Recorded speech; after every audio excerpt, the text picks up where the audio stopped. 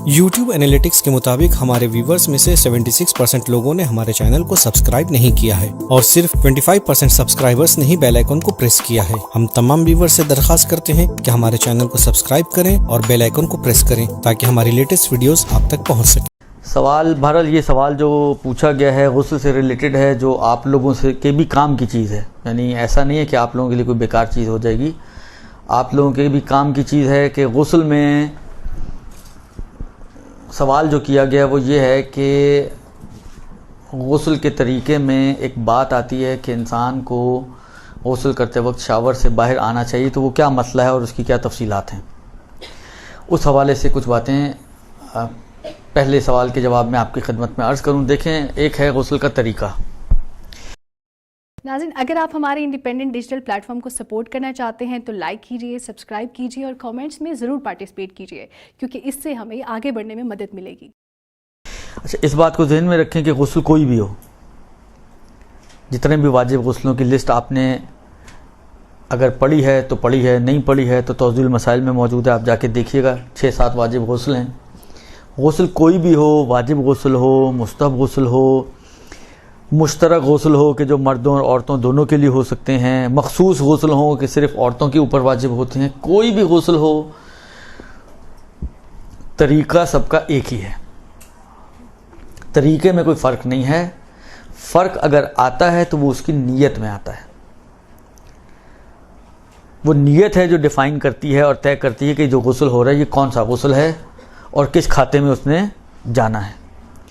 बाकी तरीके के एतबार से तमाम गुस्ल वाजिब व मुस्तहब, मुश्तरक व मखसूस, सब का तरीका एक ही है। ये पहली चीज़।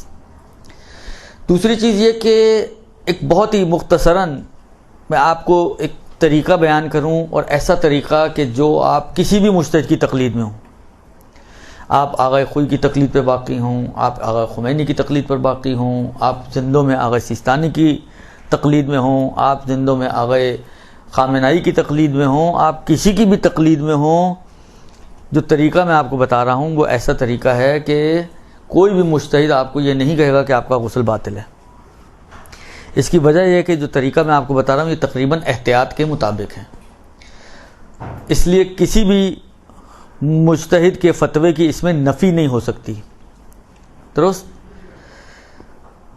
सबसे पहली चीज़ ये है कि जो भी शराइत वुज़ू के लिए पानी की शराइत हैं, जिस्म पे रुकावट ना होने वगैरह, वो सारी शराइत को मद्देनज़र रखते हुए मैं सिर्फ गुस्ल के तरीके की बात कर रहा हूँ, उसकी शराइत में अभी मैं नहीं जा रहा हूँ। तमाम शराइत के साथ जब आप गुस्ल करना शुरू करें तो सबसे पहले आप नियत करेंगी। मसलन फ़र्ज़ करें, मसलन आला गुस्ल जुमा करती हूँ कुर्बतन इल्लाह। अच्छा, ये भी अपने जहनों में रखें कि पुरानी किताबें अगर आप तोहफ़तुल अवाम टाइप की उठाएं तो वहाँ पर आपको एक इतनी लंबी चौड़ी नियत नज़र आती है, उसमें से किसी भी चीज़ की ज़रूरत नहीं है। आज के फ़ुक़हा के नज़रिए के हिसाब से वो जो 5 मिनट की नियत है वो 5 सेकंड में हो सकती है। तो इतनी लंबी चौड़ी उसमें चीज़ों को मेंशन करने की कि मुबी होने सलात और वाजिब और मुस्तहब और नमीतरम क्या और क्या और क्या, उसकी ज़रूरत सिंपली आप चाहे गुस्ल आपका वाजिब हो चाहे गुस्ल आपका मुस्तहब हो, दुरुस्त, आप कुर्बतन इल्लाह की नियत करें। ना ये मेंशन करने की ज़रूरत है वाजिब, न ये मेंशन करने की ज़रूरत है मुस्तहब। इस हद तक आपका काम ऑटो पे चलेगा, यानी जो गुस्ल वो होगा ऑटोमेटिकली उसी खांचे में जाके बैठेगा वो, दुरुस्त।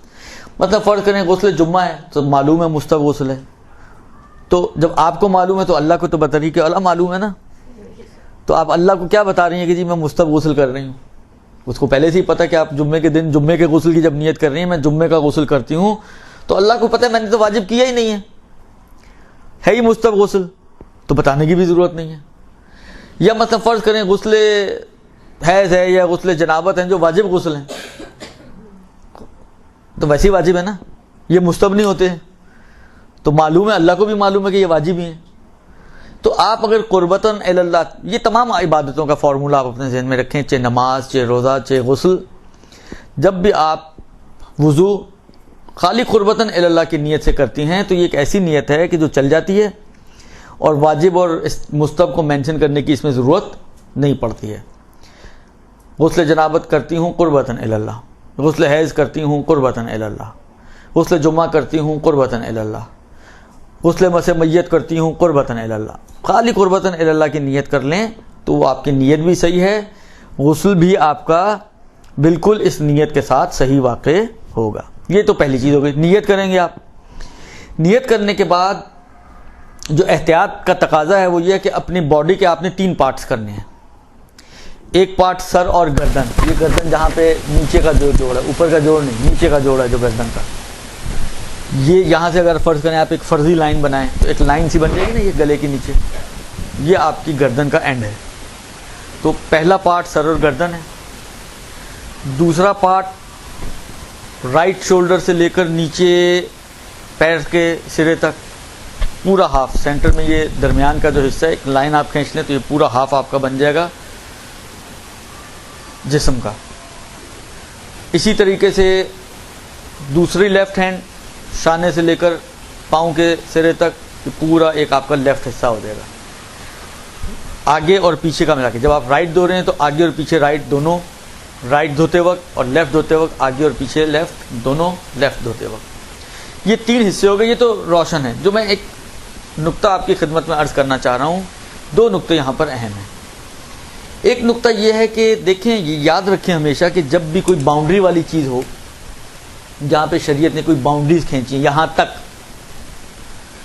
تو اس میں یہ یقین حاصل کرنے کے لیے کہ یہ باؤنڈری پوری کور ہوگی, یہ ڈاٹ لائنز بھی باؤنڈری کی کور ہو گئی ہیں, احتیاط یہ ہوتی ہے کہ تھوڑا سا اس کو اضافی اور زیادہ دھوئیں, زیادہ کور کریں. مثلا حجاب, سب نے حجاب کیا ہوا نا آپ نے, مثلا یہ بال اگنے سے لے کے یہ تھوڑی کے کارنر تک, اس میں آ گئی نا لائن آ گئی, سائڈیں ہیں. مثلا وضو میں یہ لائن آتی ہے بال اگنے سے لے کے تھوڑی کے کونے تک, اور جو 2 انگلیوں کے درمیان میں آ جائے, ایک چاروں طرف کی ایک باؤنڈری آ گئی. تو یہ باؤنڈری لائن, مطلب یہ نقطہ جو ہے باؤنڈری کا پورا ایک ایک ڈاٹ, کیونکہ آپ کو پتہ ہے وضو میں اور غسل میں ایک نقطہ بھی آپ کا خشک رہ گیا تو آپ کا وضو اور غسل باطل ہو سکتا ہے. لہذا وہ ڈاٹ لائن کور ہو گئی ہے, اس کو یقین حاصل کرنے کے لیے تھوڑا سا آپ زیادہ دھو لیں. زیادہ دھونے میں تو کوئی ممنوعیت نہیں ہے. مثلا فرض کریں, اب اس کی ڈاٹ لائن کہاں سے نکالوں میں, یہ ہے مثلا فرض کریں یہ لائن ہے نا, فرض کریں آپ کو یہاں سے لے کے یہاں تک دھونا ہے, اس لائن تک. یہ اس لائن کے ایک ایک ڈاٹ کور ہوا ہے یا نہیں ہوا, صرف آپ یہیں تک دھونے کی کوشش کریں تو بہت امکان ہے اس بات کا کہ کہیں کے کچھ ڈاٹس رہ جائیں. لیکن اگر آپ اس کو یہاں کی بجائے اوپر تک لے آئیں, یہاں تک دھو لیں, تو پھر آپ کو کوئی شک پیدا ہو سکتا ہے کہ کوئی حصہ نہ دھلا ہو. پھر ڈیم کنفرم ہے, آپ کو یقین ہے کہ یہ جب جہاں تک دھونا تھا میں نے تو اس سے زیادہ ہی دھویا ہے, تو اس کا ایک ایک نقطہ اس میں کور ہو گیا ہے. یہ جتنی بھی باؤنڈری والی چیزیں اس میں یہ احتیاط مطلوب ہوتی ہے. بعض جگہ پہ بعض فقہا تو وجوب کے بھی قائل ہیں, درست, کہ اگر اس کے بغیر انسان کو یقین حاصل نہیں ہو سکتا تو ضروری ہے کہ یہ احتیاط کرے تاکہ اس کو یقین حاصل ہو جائے, درست. اب یہ جو باؤنڈری ہم نے یہاں پہ کھینچی, یہ مسئلہ یہاں پہ بھی اپلیکیبل ہے. جب آپ اپنے ہاف لے کر آتے ہیں تو یہ مسئلہ اس ہاف پہ بھی اپلیکیبل ہے کہ جب آپ رائٹ ہاف دھو رہے ہیں تو آیا یہ جو درمیان کی لائن ہے, سینٹر لائن ہماری, وہ پوری کور ہوئی ہے یا نہیں ہوئی ہے, یہ یقین حاصل کرنے کے لیے تھوڑا سا ادھر سے زیادہ کر لیں. تو تھوڑا زیادہ دھوئیں گے تو آٹومیٹکلی آپ کو یقین ہو جائے گا. یہی صورتحال گردن اور جسم کی اور پارٹ ٹو پارٹ اجزاء کی بن جائے گی. لہذا جب سر اور گردن دھو رہے ہیں تو تھوڑا نیچے لے جائیں. اچھا, جب باڈی کو آپ دھونے لگیں تو باڈی کی بھی سٹارٹنگ, یہاں اگر گردن کی اینڈنگ ہے تو نیچے سے باڈی کی سٹارٹنگ بھی ہے. باڈی کی طرف سے اگر آپ آئیں تو آپ کو پورے باڈی کے حصے کور ہوئے ہیں نہیں ہوئے, تو تھوڑا سا زیادہ گردن کو شامل کر لیں.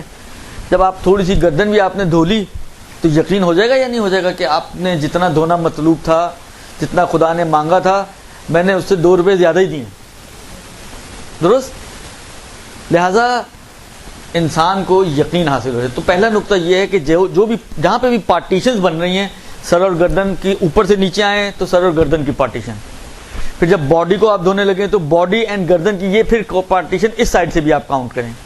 پھر رائٹ اور لیفٹ کی پارٹیشن, رائٹ دھوتے وقت تھوڑا سا لیفٹ کا, لیفٹ دھوتے وقت تھوڑا سا رائٹ کا حصہ اپنے دھونے میں شامل کر لیں، تو یہ آپ کا کیا کہتے ہیں غسل جو ہے وہ احتیاط کے مطابق ہو جائے گا۔ یہ تو ایک مسئلہ ہے، ممکن ہے شاید یہاں تک آپ لوگوں کے لیے بہت الجھن بھی نہ ہو اور کلیئر ہو، لیکن ایک جو دوسرا نقطہ ہے جو اہم ہے وہ یہ ہے کہ فقہا دیکھیں 3 حصوں میں دھونا ہے۔ فقہا یہ کہتے ہیں کہ اکثر کی احتیاط واجب ہے، اس میں حتی آغا سیستانی کی بھی احتیاط واجب ہے کہ جب آپ سر اور گردن، دیکھیں 2 طریقے ہو سکتے ہیں نا، شاور کھلا ہوا ہے، اگر آپ ٹب اور اس سے نہا رہی ہیں بالٹی سے اور مگے سے تو اتنی مشکل نہیں ہے، پھر تو وہ ہو جاتا ہے، اس میں یہ مسئلہ اتنا نہیں آتا۔ یہ مسئلہ اس وقت آتا ہے کہ جب آپ متصل پانی سے نہا رہی ہیں، شاور ہے یا پائپ ہے، درست، اس میں کیا ویسے شاور سے پانی آ رہا ہے، آپ نے پہلے سر اور گردن دھویا اپنا، اب آپ کو رائٹ سائڈ دھونی ہے سر اور گردن دھونے کے بعد۔ تو نارملی ایک غلطی جو ہم لوگ کرتے ہیں وہ یہ کرتے ہیں کہ پانی کے اندر ہی ہم رائٹ سائڈ کو دھونا شروع کر دیتے ہیں، رائٹ سے فارغ ہوئے تو پانی کے اندر ہی رہتے ہوئے ہم لیفٹ سائڈ کو دھونا شروع کر دیتے ہیں۔ اس کو فقہا نے صحیح نہیں مانا اور فرماتے ہیں کہ احتیاط واجب کی بنا پر اس طرح سے کیا جانے والا غسل باطل ہے، درست۔ پھر کیا کرنا ہے؟ پھر کرنا یہ ہے کہ 2 میں سے کوئی ایک کام آپ کو کرنا ہے، یا تو شاور کو بند کر دیں، رائٹ جب سر اور گردن ہو گیا 1 لمحے کے لیے شاور بند کر دیں، بیچ میں سٹاپ آ گیا، اب آپ سیدھے ہاتھ دھونے کی نیت سے شاور کھولیں، رائٹ سائڈ دھل گئی پھر شاور بند کر دیں، پھر لیفٹ سائڈ دھونے کی نیت سے اب شاور کھولیں۔ تو ایک طریقہ تو یہ ہے کہ 3 مرتبہ بنانے کے لیے کہ 3 مرتبہ دھلا ہے، کیونکہ کنٹینیوس رہتے تو وہ 3 مرتبہ نہیں بنتا، 3 مرتبہ کسی بھی چیز کو، مثلا ایک رسی ہے لمبی سی، آپ چاہتی ہیں یہ رسی 3 رسیاں ہو جائیں، تو کیا کرنا پڑے گا آپ کو؟ آپ صرف سوچ لیں جی یہ یہاں سے یہاں تک 1 ہو گئی، یہاں سے یہاں تک 2 ہو گئی، یہاں سے یہاں تک 3 ہو گئی، تو وہ آپ کے سوچنے سے 3 ہو جائیں گی۔ 3 بنانے کے لیے کیا کرنا پڑے گا آپ کو؟ کینچی لگانی پڑے گی آپ کو۔ جب آپ 3 ٹکڑوں میں کاٹیں گی تو اب آپ کہہ سکتی ہیں 3 ہیں۔ یہ کنٹینیوس پانی میں 3 دھونے نہیں بنتے، جب آپ پانی کے نیچے ہی بیٹھی بس اپنی باڈی کو ہلا جلا کر 3 بنانے کے چکر میں ہیں، تو دیکھیں آپ کی جس طرح رسی آپ کی نیت سے 3 نہیں بنتی ہے، اسی طرح وہ پانی بھی آپ کی نیت سے 3 ٹکڑوں میں نہیں چینج ہو رہا، وہ ایک کنٹینیوس پانی ہے جو آپ کی باڈی پر بہہ رہا ہے۔ تو 3 بنانے کے لیے اس کو کاٹنا پڑے گا، تو ایک کاٹنے کا طریقہ یہ کہ شاور بند کر دیں، دوسرا کاٹنے کا طریقہ یہ کہ پانی چل رہا ہے آپ خود باہر آ جائیں، یہ بھی کٹ جائے گا نا، پانی بہہ رہا ہے، سر اور گردن دھویا، آپ نے 1 قدم پیچھے آ گئی، اب آپ کے اور پانی کے درمیان ڈسٹینس آ گیا، پھر آپ سیدھا ہاتھ دھونے کی نیت سے واپس پانی میں چلی جائیں، سیدھا ہاتھ دھونے کے بعد پھر باہر آ جائیں، پھر الٹا ہاتھ دھونے کی نیت سے جائیں تو الٹے ہاتھ کے بعد ویسے ہی وہ ختم ہو جائے گا، پھر باہر آئیں یا نہ آئیں وہ آپ کی مرضی ہے، درست۔ یہ ایک مسئلہ ہے جو بڑا پریشان کرتا ہے۔ چلیں جی آج کے بعد سے تو ہم یہ کر لیں گے احتیاط، لیکن جو پچھلی نمازیں ان کا کیا ہوگا؟ کیونکہ آغا سیستانی، آغا خوئی، کافی آغیون کے جو ہے وہ احتیاط واجب ہے کہ احتیاط واجب کی بنا پر یہ غسل باطل ہے۔ جب غسل باطل تو نماز کیسے صحیح ہو سکتی ہے؟ اس کا صرف ایک واحد حل ہے، وہ یہ کہ آغا زنجانی اجازت دیتے ہیں پچھلی عبادتوں کے لیے آپ یہ قصد کر لیں کہ پچھلے غسل میں آغا زنجانی کے کھاتے میں ڈالتی ہوں، درست، کیونکہ احتیاط واجب میں ایک رجوع کی نیت ہی تو کرنی ہوتی ہے، احتیاط واجب میں صرف رجوع کی نیت کرنی ہوتی ہے، اس کے علاوہ اور کوئی فزیکل تو کوئی اس میں حرکت نہیں ہے، صرف قصد ہے آپ کا کہ مثلا فرض کریں اگر ابھی بھی یہ کام کر سکتی ہیں، یعنی اگر آپ شاور سے نہ نکلیں کیونکہ احتیاط واجب ہے، آپ کہیں جی میں یہ والا غسل جو کر رہی ہوں اور نکلے بغیر کر رہی ہوں، میں آغا زنجانی کی، کیونکہ احتیاط واجب ہے، میں آغا زنجانی کی طرف رجوع کر رہی ہوں، اور آغا زنجانی شبیری زنجانی جو قم کے مراجع ان میں سے ہیں، میں ان کی طرف رجوع کرتی ہوں اور آپ کا غسل نکلے بغیر ہی صحیح ہو جائے گا۔ احتیاط واجب میں یہ ایک سہولت ہوتی ہے کہ جس طرح ابھی اور آئندہ کے افعال کے لیے، کاموں کے لیے رجوع کر سکتی ہیں، احتیاط واجب میں ریورس رجوع بھی ہو سکتا ہے، یعنی پچھلے عمل اگر آپ نے خلاف احتیاط انجام دیے ہیں اور کسی کی احتیاط واجب ہو تو وہ ان اعمال کو ٹھیک کرنے کے لیے اب اس کی طرف رجوع کر لے جو اجازت دے رہے ہیں. جیسے میں نے کہا پچھلے غسلوں کو ڈال دیں آغا زنجانی کے کھاتے میں, تو آپ کے پچھلے غسل بھی ٹھیک ہو جائیں گے. آپ کی نمازوں کی جو قضا جو وہ بھی آپ کی گردن سے بچ جائے گی. یہ ایک مسئلہ تھا جس کا مجھ سے پوچھا گیا اور جو میں نے آپ کی خدمت میں بسم اللہ الرحمن الرحیم. دوستوں السلام علیکم. دوستوں یہ تھا ہمارا آج کا پروگرام. امید کرتے ہیں آپ کو یہ پروگرام پسند آیا ہوگا. جاتے جاتے ایک بار پھر آپ کو یاد دلانا چاہوں گا کہ آپ ہمارے چینل کو ضرور سبسکرائب کریں اور اپنے دوستوں کے ساتھ بھی اسے شیئر کریں تاکہ پیغام محمد و آل محمد کو آپ کے تعاون کے ساتھ ہم زیادہ سے زیادہ مومنین تک پہنچا سکیں. اگلے پروگرام میں پھر آپ سے ملاقات ہوگی. تب تک کے لیے اجازت دیجیے. خدا حافظ. شکریہ.